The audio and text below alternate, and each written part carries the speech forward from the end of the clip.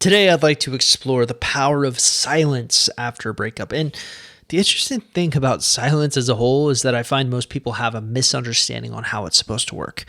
Well, I'm here to clear that misunderstanding up. So here's what we're going to be talking about today. Does silence via the no contact rule actually work? The benefit of silence for anxious individuals, the silent rally, and the correct way that you should be implementing silence if you're going through a breakup. So let's start first at the top. Does silence via the no contact rule actually work? And without a doubt, if you find yourself with the breakup community, aka the get your ex back space, you're going to be hearing about the no contact rule. Basically, a special rule that people talk about referring to the importance of cutting your ex off for a specific period of time. The idea is simple. By doing this, your ex will miss you and you can get results like this.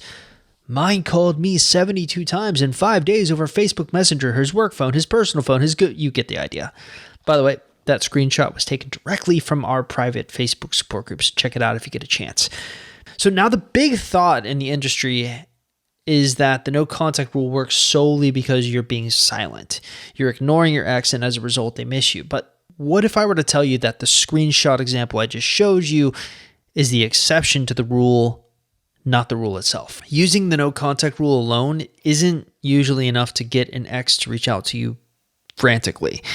Most exes don't do that. So a few years ago, to prove this point, I conducted a poll in the Facebook support group, of which there are now over about 7,300 members. So I asked them a simple question. For those of you who have used a no contact rule on your exes, how many of them actually reached out to you during it? Here were the results.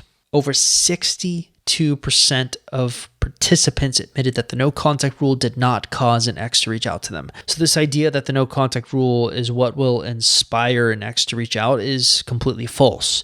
Now, the average person may read this and think, well, silence via no contact doesn't work. But that's actually false as well. One deep dive into our success stories is enough to show anyone that pretty much all of our clients are using silence to get their exes back via the no contact rule. So what is going on here?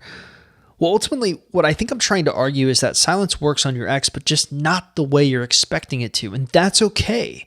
It literally took me years to figure all of that out. And the benefit of silence really comes in two forms: anxious behavior tendencies, and the fact that silence allows you to rally. So let's take a minute and explore both. So silence and anxious behavior tendencies. 2022 has really been the year of incorporating attachment styles into our program. And really, we learned two important things this year. Most of our clients are anxious, and most of our clients' exes are avoidant. And usually what happens when these two type of attachment styles get into a relationship is the following unfolds. You have sort of the relationship avoidant death wheel. Now, often it's what the demise of a relationship looks like when the two opposing attachment styles partner up. Now, I've actually color-coded some interesting things on the wheel. So the red area, phase 3, is often when the avoidant starts to notice the anxious individual's anxious behaviors. The gray area is when the actual breakup will take place. The orange area is the separation elation that the avoidant ex will go through. And the green area is what tends to occur when the avoidant individual is left alone long enough. So the benefit of silence is twofold from an attachment perspective. The first thing you can see is that it counteracts the core wound of an anxious person. You see, someone with that attachment style is terrified of being abandoned. And so when they actually do go through a breakup, to them, it feels like they're being abandoned. The result is that they start to act crazy. Remember the texting example I just gave? My ex called me 72 times in 5 days over Facebook Messenger, his work phone, his personal phone, his Google Voice account. That is an anxious person. They act desperate, do everything to get your attention, try to fix things. Now, all this ultimately ends up doing is pushing an avoidant person, the ex, further away, because the last thing an avoidant wants to do is be bogged down by someone who could threaten their independence. So by engaging in silent behaviors like no contact, you actually give an avoidant ex time to have nostalgia. One of the ideas that I explored in this video, which is how to make an avoidant ex miss you, is this idea from a website called freetoattach.com. And it's the idea that avoidants are free to long for an ex once that person is unavailable out of a relationship and typically out of contact. So they are untouched by the actual engagement, and their deactivation systems aren't triggered. Basically, only when you leave an avoidant alone do they have time to sit and reflect on the relationship. You want them to do that because that's often when they start to recognize what they lost. But there's another huge benefit that silence allows you to have. Silence allows you to rally. So are you familiar with baseball? One of the embedded ideas within the game is the idea of the rally, and I'll let sportspundit.com help explain the concept for those who don't know. A rally pertains to a situation wherein the batting team records a number of hits in a single inning, which results in more than one run. Basically, you have enough rallies in a baseball game and you give yourself the best chance of winning. Well, using silence on an X allows you to rally your life. One of the things that I work really hard with my clients on is getting them to a headspace where they can find something that they care more about than their ex. This allows them to put the breakup into perspective and helps them knock their ex off whatever pedestal they have them in or on in their mind. So how does one rally their life during silence?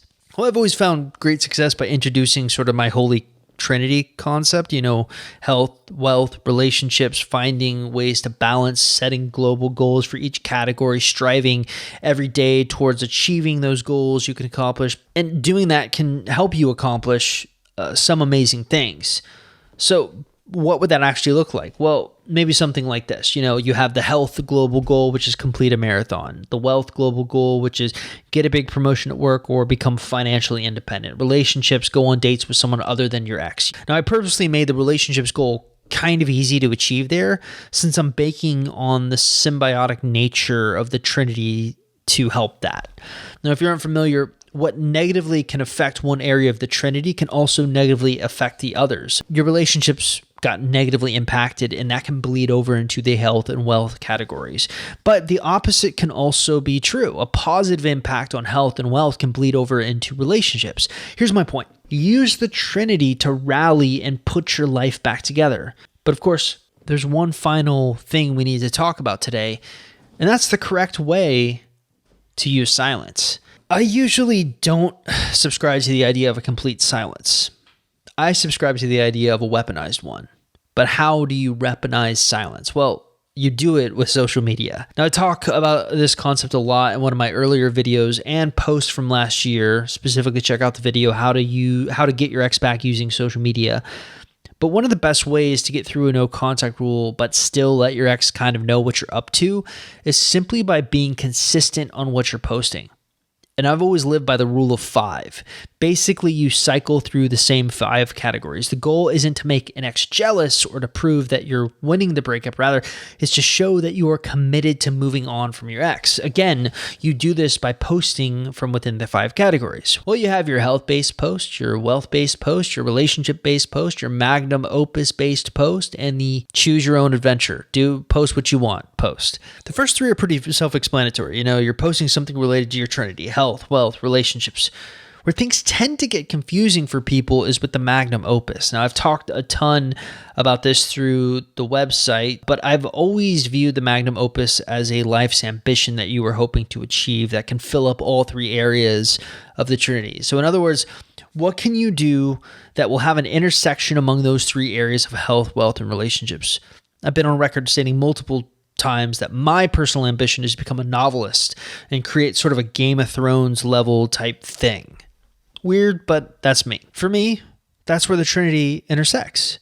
Now, it might be different for you, but whatever it is, it needs to be something that you are passionate about.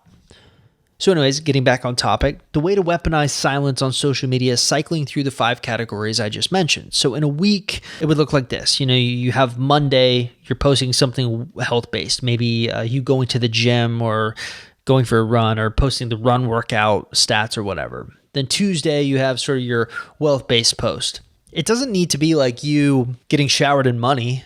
I mean, that's cool and all if that's how you roll, but just you doing something positive at work is enough. And then you have Thursday, maybe potentially you're doing your relationship-based post. Now, the relationship-based post is kind of interesting because a lot of times people take the jealousy route. No, this is not supposed to be related to your ex at all. This is you going out with friends. This is you going out with family members. This is better usually if it's not other people. Then, of course, you have Friday, the magnum opus based post. Maybe your ambition is to complete an Ironman or something. So you buy sessions with an Ironman coach. I don't know. I'm just spitballing here. And then Sunday, you have sort of you choose whatever you want, as long as it's not related to your ex. And then the week starts over and you do it again and again and again. The point here isn't to make an ex jealous, it's to show them in the silent moments that you aren't hung up on them. In fact, if anything, I want them thinking you are over them and moving on with your life.